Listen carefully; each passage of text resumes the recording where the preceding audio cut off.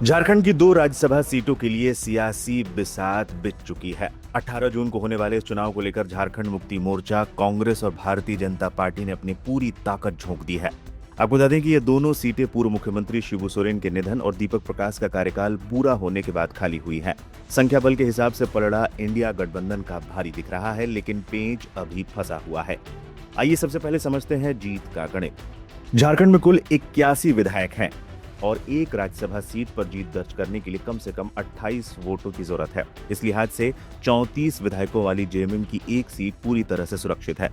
असली मशक्कत कांग्रेस को करनी पड़ रही है। काफी मंथन के बाद जेएमएम और कांग्रेस में एक एक सीट लड़ने पर सहमति तो बन गई, लेकिन कांग्रेस के पास अपने दम पर पर्याप्त संख्या बल नहीं है। कांग्रेस की नैया पार लगाने के लिए जेएमएम के बचे हुए 6 विधायकों के साथ साथ राष्ट्रीय जनता दल के 4 और भाकपा माले के 2 विधायकों का पूरा समर्थन जरूरी है।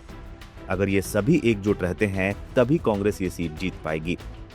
आइए जानते हैं क्या है समीकरण। झारखंड में कुल 81 विधायक हैं, इनमें से सबसे ज्यादा 34 विधायक जेएमएम के पास हैं। झारखंड की एक राज्यसभा सीट पर जीत के लिए कुल 28 वोटों की जरूरत होगी। जेएमएम की एक सीट तय है, लेकिन कांग्रेस के पास जरूरी संख्या बल नहीं है। कांग्रेस को जेएमएम के साथ साथ आरजेडी और भाकपा माले के समर्थन की भी जरूरत पड़ेगी। आरजेडी के पास कुल 4 विधायक हैं और भाकपा माले के पास 2 विधायक हैं। सभी विधायक कांग्रेस के प्रत्याशी के लिए वोट करेंगे तो ही कांग्रेस की जीत तय है। दूसरी तरफ भारतीय जनता पार्टी भी एक सीट पर जीत का दावा ठोक रही है। बीजेपी के पास अपने 21 विधायक हैं, जबकि जेडीयू, आजसू और लोजपा के एक एक विधायक भी मिलाकर एनडीए का आंकड़ा 24 तक पहुंचता है। यानी बीजेपी को जीत के लिए सिर्फ 4 और वोटों की दरकार है।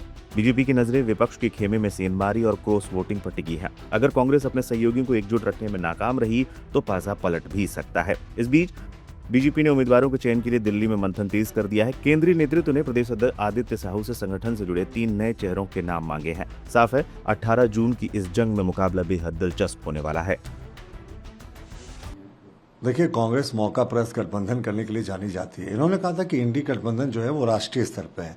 झारखंड मुक्ति मोर्चा को इन्होंने इसका एक अटूट जो था वो दल बताया था, लेकिन जब भी राष्ट्रीय स्तर के में सीटें देने की बात होती है तो झारखंड मुक्ति मोर्चा को ठेंगा दिखा देते हैं।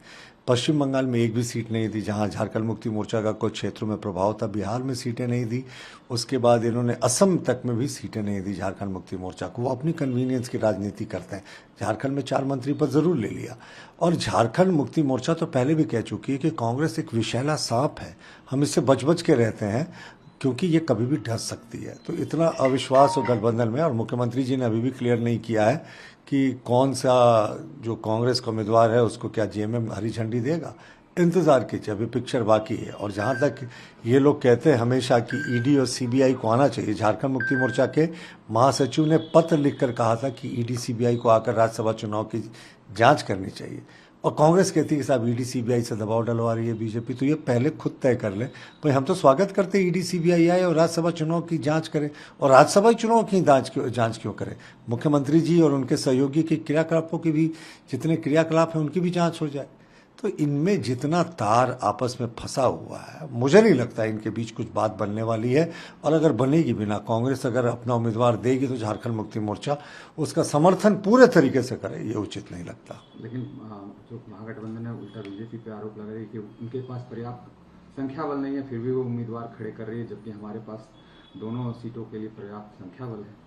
देखिए, इन्होंने संविधान को कभी स्टडी ही नहीं किया, सिर्फ मंत्री बन गए और बड़े नेता बन गए। संविधान का अनुच्छेद 327 के तहत रिप्रेजेंटेशंस ऑफ पीपल एक्ट 1951 बना है। उसका अनुच्छेद 32 कहता है कि कोई भी व्यक्ति नॉमिनेशन कर सकता है चुनाव में, और 33 कहता है कि अगर वो राजनीतिक दल का प्रतिनिधि हो तो किस तरीके से चुनाव करेगा। तो अब संविधान में दिए गए, बाबा साहब के द्वारा दिए गए अधिकारों को हमसे छीनने की बात करते हैं।